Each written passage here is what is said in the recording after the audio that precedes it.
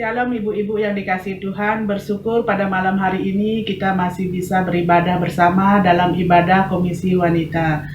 Mari saya undang untuk ibu-ibu untuk bangkit berdiri sebelum kita ibadah dimulai, mari kita berdoa. Bapa kami yang di dalam kerajaan surga, terima kasih Tuhan atas berkat dan penyertaan-Mu di sepanjang hari ini ya Tuhan.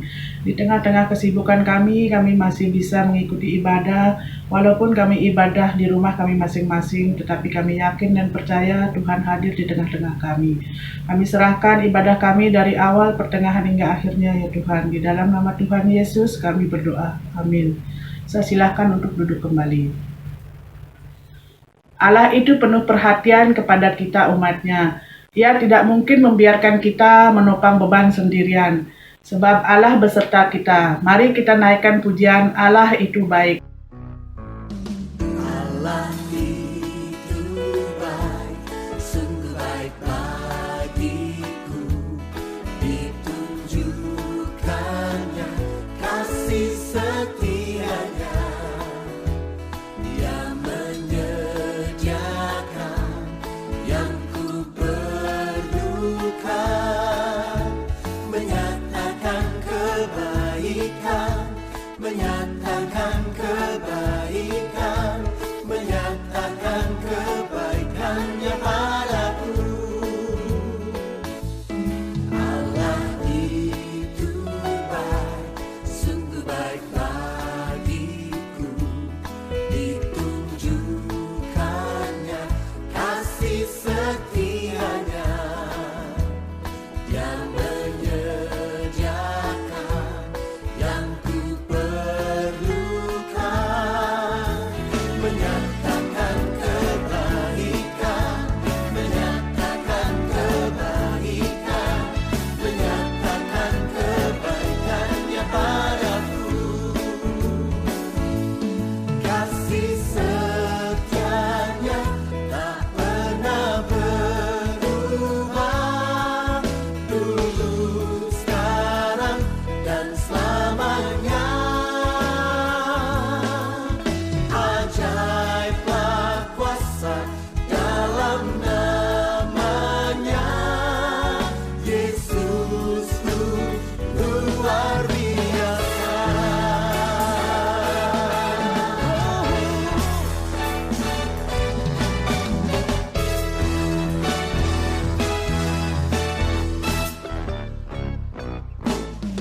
Allah itu baik, sungguh baik bagiku.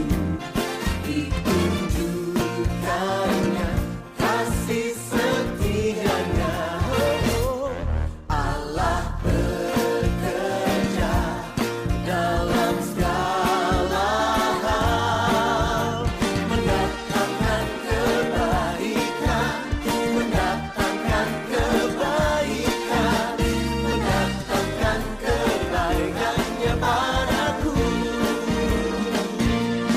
Kasih setianya tak pernah berubah, dulu, sekarang, dan selamanya.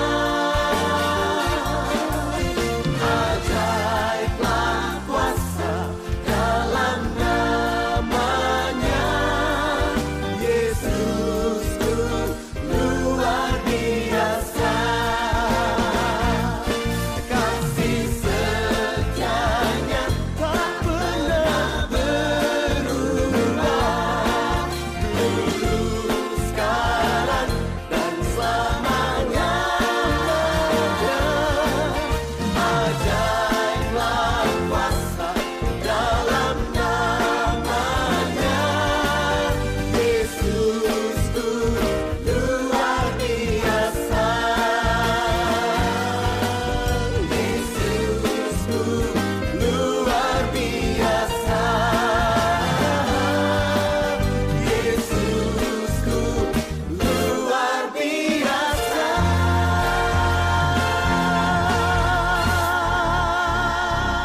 Yeah. Walaupun kita sering gagal di dalam menyenangkan hati Tuhan, tetapi Tuhan tidak pernah pilih kasih kepada kita semua. Mari sebelum masuk ke dalam kebenaran firman Tuhan, kita naikkan pujian firman-Mu pelita bagi kakiku.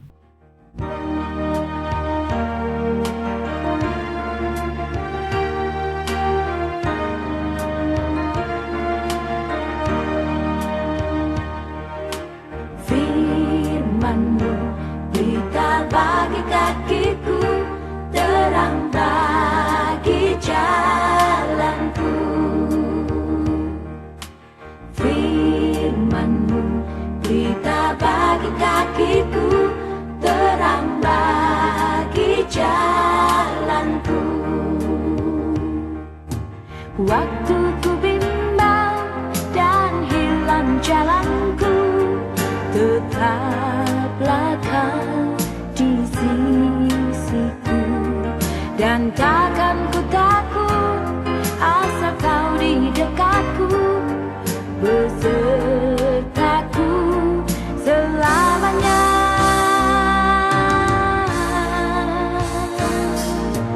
Firman-Mu pelita bagi kakiku, terang bagi jalanku. Firman-Mu pelita bagi kakiku, terang bagi jalanku. Saat ku lemah, rasa hati pun resah, namun Kau selalu menghiburku. Engkau kekuatanku, tuntun aku selalu. Ku cinta-Mu sepanjang hidupku.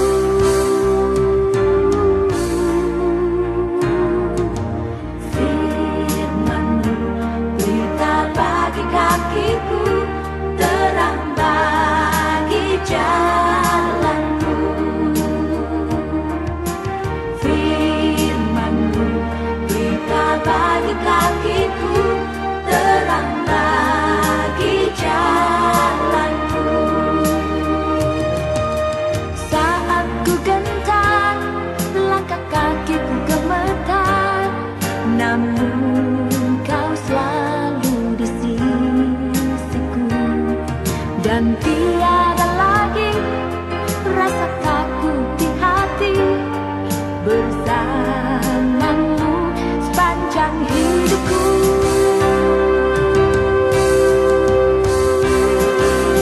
Firman-Mu pelita bagi kakiku, terang bagi jalanku. Firman-Mu pelita bagi kakiku, terang bagi jalanku. Terang bagi jalanku, terang bagi jalanku.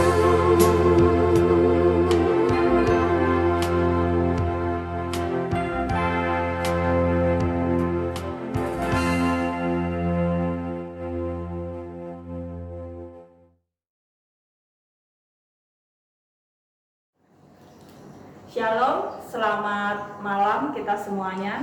Saya sangat bersyukur bahwa Komisi Wanita mulai juga kembali mengadakan ibadah Komisi Wanita meskipun secara online seperti ini. Tetapi di bulan Agustus ini kita kembali dipanggil untuk bersama-sama beribadah kepada Dia.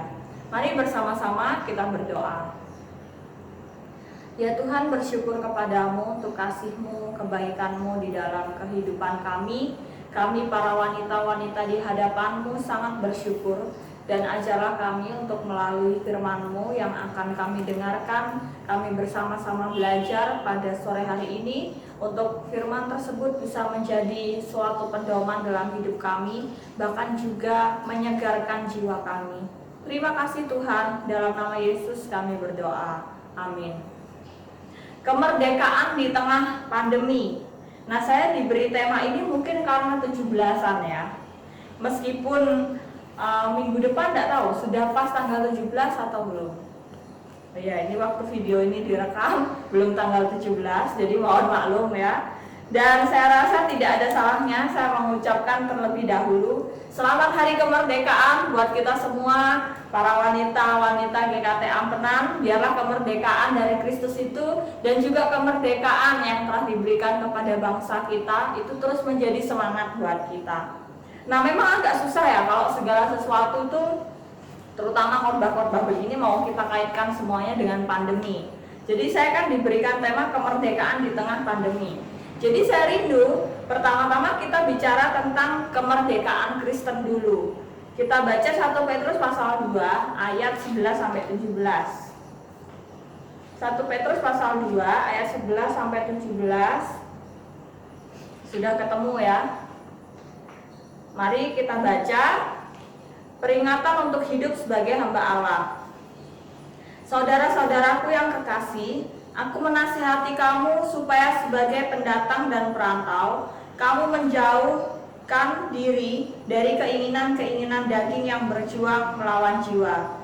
Milikilah cara hidup yang baik di tengah-tengah bangsa-bangsa bukan Yahudi, supaya apabila mereka memfitnah kamu sebagai orang durjana, mereka dapat melihatnya dari perbuatan-perbuatanmu yang baik dan memuliakan Allah pada hari Ia melawat mereka.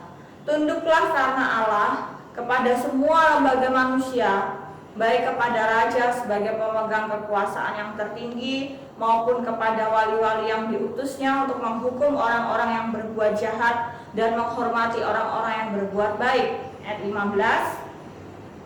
Sebab inilah kehendak Allah, yaitu supaya dengan berbuat baik, kamu membungkam kepicikan orang-orang yang bodoh. Hiduplah sebagai orang merdeka dan bukan seperti mereka yang menyalahgunakan kemerdekaan itu untuk menyelubungi kejahatan-kejahatan mereka, tetapi hiduplah sebagai hamba Allah. Ayat 17 terakhir. Hormatilah semua orang, kasihilah saudara-saudaramu, takutlah akan Allah, hormatilah raja. Nah, demikian firman Tuhan yang kita baca hari ini. Saya berharap kita semuanya sudah tahu hal yang akan saya katakan berikut ini. Tetapi saya ingin mengingatkan kita semuanya sekali lagi bahwa menjadi Kristen itu sama dengan menjadi orang merdeka. Sekali lagi, menjadi Kristen itu sama dengan menjadi orang merdeka. Kematian Kristus di kayu salib telah menjawab ketakutan dan pertanyaan terbesar umat manusia sepanjang sejarah, yaitu tentang kematian. Bagaimana keadaan saya setelah kematian nanti? Kemanakah saya akan pergi? Apakah saya nantinya akan binasa? Banyak pertanyaan-pertanyaan. Bahkan saya yakin bagi mereka pun, orang-orang yang tidak percaya kepada Allah, mereka pun pasti akan mengalami pertanyaan-pertanyaan tentang kematian, seperti pertanyaan yang saya sebutkan tadi. Nah, mereka bertanya-tanya, setelah ini saya mengalami kematian, saya akan pergi kemana? Saya bagaimana? Seperti apa tempat yang akan saya tuju? Mereka bertanya-tanya karena satu hal, karena tidak ada kepastian. Betul bukan?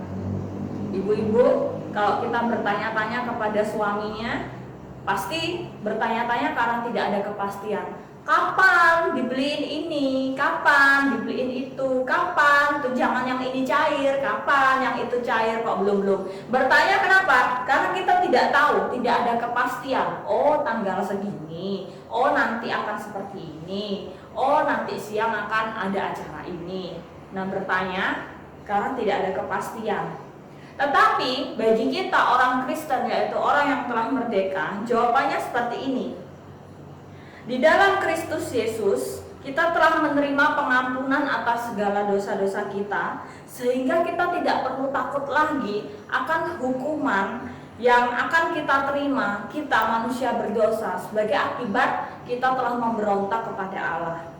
Ada jaminan bahwa kita pasti dan telah diampuni. Ada jaminan bahwa nantinya kita akan menikmati kehidupan bersama-sama dengan Bapa di surga. Ada jaminan yang pasti akan terjadi. Karena yang mengatakannya bukan kita manusia, tetapi Allah sendiri mengatakannya kepada kita melalui firman-Nya. Nah, itulah kemerdekaan yang sejati. Ketika kita memiliki kepastian di dalam kehidupan kita tentang nantinya bagaimana.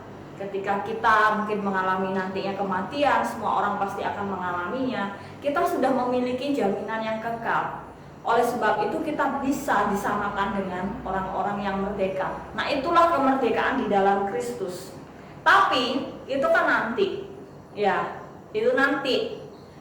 Kita tidak mengalami kehidupan bersama-sama dengan Kristus di surga itu sekarang, tapi nanti. Sekarang ketika kita masih hidup di dunia, maka bertanggung jawablah dengan kemerdekaan yang tadi itu. Bertanggung jawablah dengan kemerdekaan yang telah Kristus berikan melalui pengorbanannya di kayu salib buat kita. Nah, ayat-ayat yang kita baca tadi dari 1 Petrus pasal 2 ayat 11 sampai 17 itu memberikan contoh, memberikan jawaban bagi kita. Bagaimanakah bentuk tanggung jawab kita terhadap kemerdekaan yang telah Tuhan beri? Nah, kita bisa melihat di dalam ayat yang kita baca, ya ayat 11 sampai 17. Tetapi jika kita membaca keseluruhan bagian dari surat 1 Petrus ini, terutama dari pasal 1 ayat yang ke-1, ayat yang paling pertama, kita akan tahu bahwa di zaman itu, surat itu ditulis adalah untuk orang-orang Kristen yang tersebar di seluruh daerah Asia Kecil. Jadi mereka diaspora tersebar. Misalnya gambarannya seperti ini. Hari ini saya orang Jawa. Saya lahir, saya besar, saya sekolah, saya kuliah di Jawa. Kemudian saya pergi ke Lombok. Waktu di Lombok saya kaget juga. Masih ketemu juga orang Jawa ya. Masih ketemu juga. Waktu itu saya ingat pertama-tama ada Bu Tias, ada Bu Liliksi. Saya masih ketemu orang-orang Jawa juga di luar Jawa. Begitu juga orang-orang Indonesia yang bukan hanya tinggal hidup bekerja di Indonesia, tapi juga bisa bekerja di luar negeri. Nah, itu maksudnya tersebar, diaspora. Jadi inilah orang-orang diaspora. Nah, di dalam ayat-ayat ini dituliskan, surat ini ditulis untuk mereka. Nah, ada beberapa pesan. Pesan yang pertama adalah supaya orang-orang Kristen yang tersebar di tempat yang jauh, mungkin di tempat yang dekat, tetapi intinya tidak menjadi satu di satu tempat. Dipesankan dua hal. Yang pertama, supaya mereka menjauhkan diri mereka dari keinginan daging. Ayat 11 dan ayat 12. Supaya mereka menjauhkan diri dari keinginan daging. Bahkan ini juga dikaitkan di dalam ayat 12 kan bunyinya begini. Milikilah cara hidup yang baik di tengah-tengah bangsa-bangsa bukan Yahudi. Milikilah cara hidup yang baik di tengah bangsa-bangsa bukan Yahudi. Karena apa? Karena ingat sekali lagi, mereka semuanya ini perantauan. Mereka tinggal di tengah-tengah orang yang enggak kenal Tuhan. Mereka berhadapan dengan orang-orang masyarakat yang punya keyakinan, punya teologi yang berbeda, punya tatanan hidup yang berbeda dengan apa yang mereka pelajari sebagai orang Kristen. Itu berbeda. Sama sekali nggak memuliakan Tuhan bisa jadi. Apalagi kalau tempat di mana mereka tinggal, orang-orang Kristen ini adalah tempat di mana orangnya mungkin menyembah dewa-dewa. Pemerintahnya juga menyembah dewa-dewa. Nah, bahkan mungkin cara hidup mereka sebagai orang Kristen itu juga akan dikritisi. Karena berbeda. Bahkan mungkin sekali lagi, cara hidup mereka sebagai orang Kristen itu akan dipermasalahkan. Nah, lalu bagaimana? Di dalam surat ini diberikan solusinya. Milikilah cara hidup yang baik. Milikilah cara hidup yang baik. Inilah yang dinasehatkan untuk orang-orang Kristen pada zaman itu.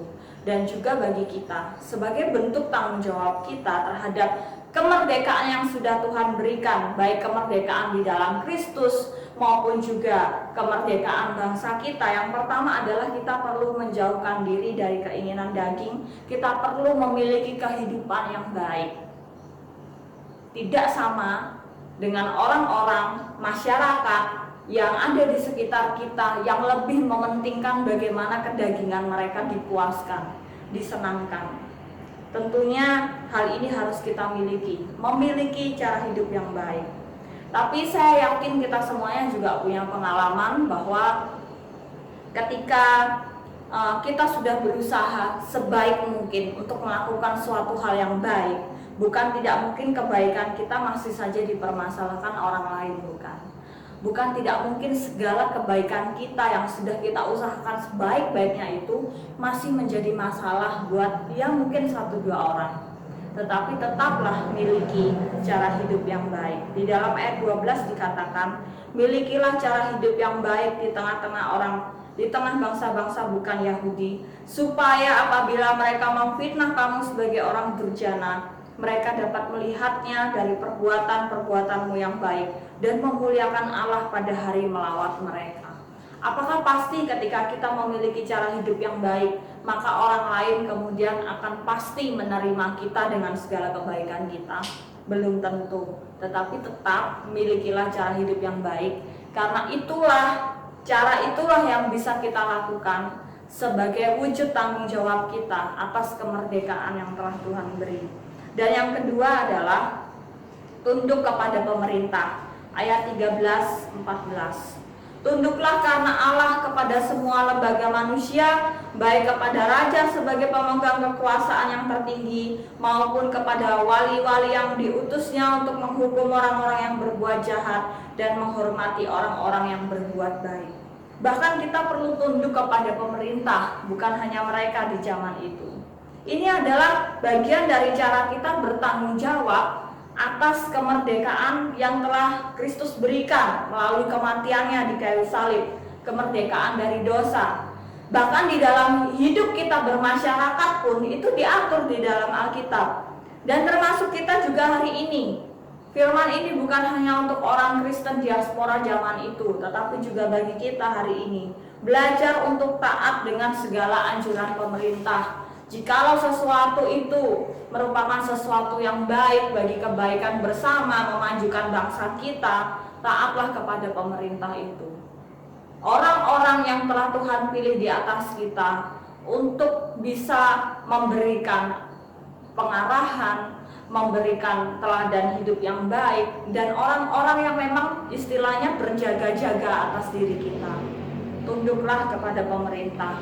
Bila kita ingin mengaitkannya dengan pandemi yang kita alami hari ini, bukankah kita tahu bersama bahwa dari berita-berita negara-negara berlomba-lomba untuk menemukan vaksin dan obat yang bisa segera didistribusikan untuk mengobati orang-orang yang sakit ataupun mencegah orang-orang supaya tidak kena penyakit yang hari ini ada di sekeliling kita.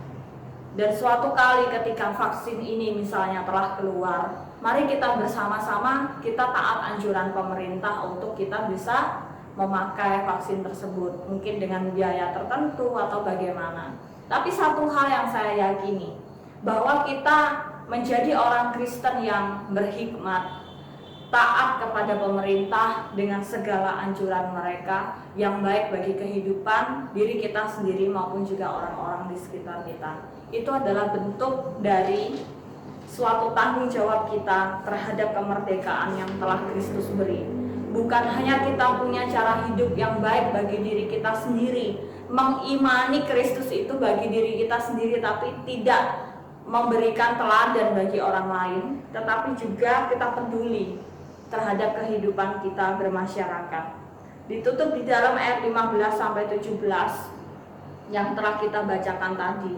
Ayat 15 saya bacakan. Sebab inilah kehendak Allah, yaitu supaya dengan berbuat baik kamu membungkamkan kepicikan orang-orang yang bodoh. Ayat 16, hiduplah sebagai orang merdeka dan bukan seperti mereka yang menyalahgunakan kemerdekaan itu untuk menyelubungi kejahatan-kejahatan mereka, tetapi hiduplah sebagai hamba Allah.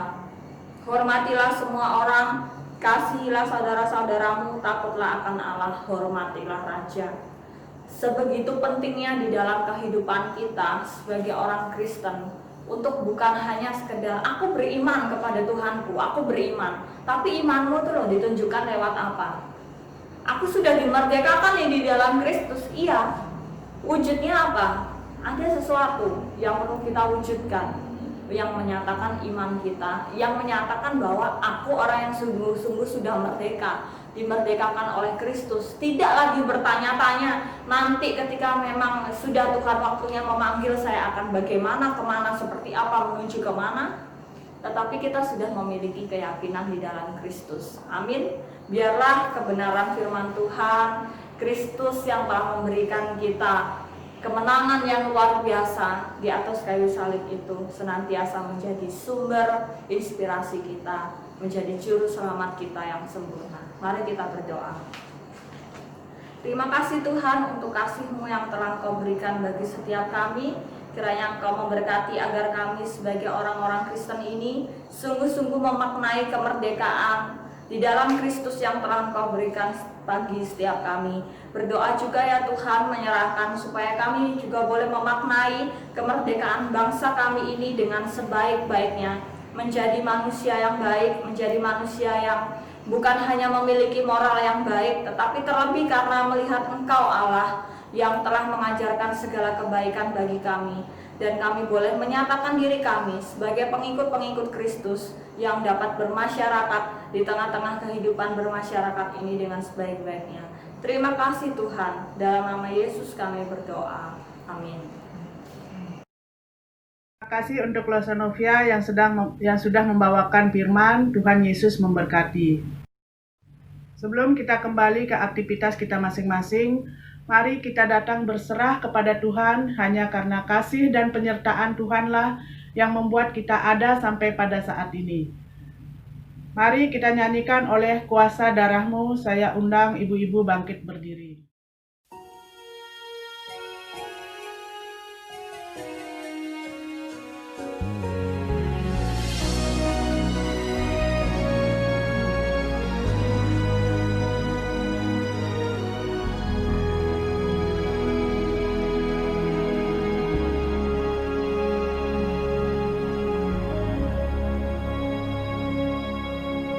Saat ku masuk ke hadirat-Mu, bawa persembahan ke tempat kudus-Mu.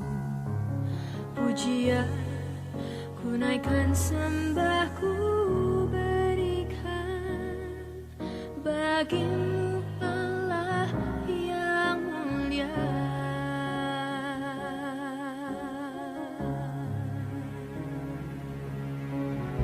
Kau layakkan ku menghampiri-Mu, melihat tahta kemuliaan-Mu Tuhan. Pujian ku naikkan, sembah ku berikan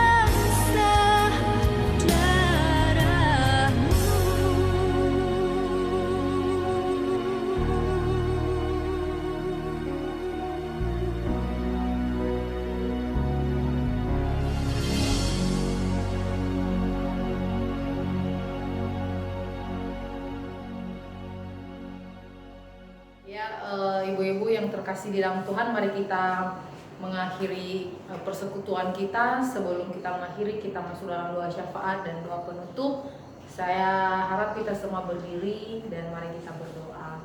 Tuhan Allah yang baik, segala puji dan hormat kami naikkan di hadapan-Mu karena Engkau memimpin jalannya ibadah kami. Walaupun Tuhan kami tidak bisa bersama-sama seperti dahulu kala, dan kami rindu biarlah masa-masa ini boleh segera berlalu ya Tuhan, sebab kami rindu juga bersama-sama, tidak hanya di dalam persekutuan wanita, melainkan juga di dalam kegiatan ibadah kami yang lain. Bahkan juga kami rindu bersama-sama dengan keluarga kami di gereja Tuhan, dan kami juga boleh menjalankan aktivitas kami seperti sedia kala. Tuhan Yesus, kami bersyukur kami boleh mengingat kembali momen-momen kemerdekaan yang Tuhan anugerahkan bagi bangsa kami, dan biarlah masa-masa seperti ini mengingatkan kami juga sebagai orang percaya bahwa kami telah mendapatkan kemerdekaan yang lebih besar dari Tuhan kami Yesus Kristus yang menjamin kehidupan kami, tidak bahkan kelak di dunia yang akan datang kami boleh mendapatkan kehidupan yang kekal. Kami keluar dari kematian yang kekal oleh karena Tuhan yang menyelamatkan kami. Tuhan Yesus, dan pada saat ini kami membawa syafaat kami di hadapan-Mu. Biarlah Tuhan memberkati kami, para ibu-ibu, para wanita Kristen. Biarlah kesaksian kami sebagai orang percaya boleh tetap kami hidupi di masa-masa sulit seperti ini. Tolong berkati baik kami yang menjadi seorang istri. Biarlah Tuhan menolong kami menjalankan tanggung jawab kami, baik dalam mengurus rumah tangga, baik kami juga mencari pekerjaan sampingan untuk kebutuhan kami. Tuhan juga berkati kami di dalam mendampingi anak-anak kami yang Tuhan anugerahkan bagi kami. Mereka yang sedang belajar di rumah, tidak hanya belajar sekolah saja, melainkan juga mereka juga harus belajar firman Tuhan, sekolah minggu di rumah. Biarlah Tuhan menolong kami, memberikan kami hikmat di dalam mendampingi mereka.